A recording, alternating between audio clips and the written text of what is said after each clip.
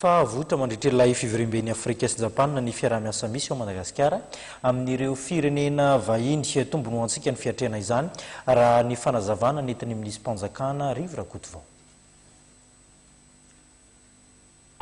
Andray anjara feno amin'ny fiverimben'ny Afrika sy Japana i Madagasikara, fiverimbe antsoina hoe Tikady, izay ho tanterahana ao Nairobi renivohitra Kenya amin'ny faha-7 amby 20 sy 28 ny volana aogositra ho avy izao. Androany maraina dia nisy ny fionana tamin'ny ministra ao anivon'ny fiadinan'ny Repoblika amin'ny sanany fambolena sy ny fiompiana Andriamatoa Rivo Rakotovao sy ny ambasadorn'i Japana Andriamatoa Ichiro Ogasawara tao Anosy. Nentiny indrindra no manana izany fionambe izany. Anana ny tombony Madagasikara amin'ity fionana atapiny ity satria dia avohitra ny fiara-miasan'ny firenena rotonta amin'izany. Ny fanjakana japonais zany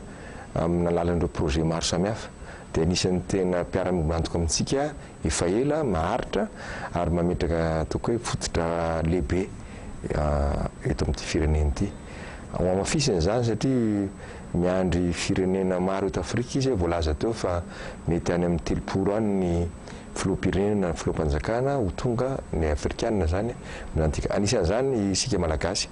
ary anana anjara toerana amin'izany ireo minisitra maro samihafa ahafahana maneho ny hevitritsika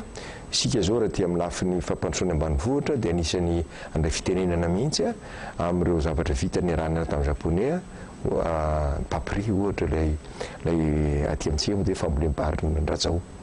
hitantsika amin'izany fa afaka natao ohatra tsika tsy hoe tonga fany amin'ny tanjona farany akorytsika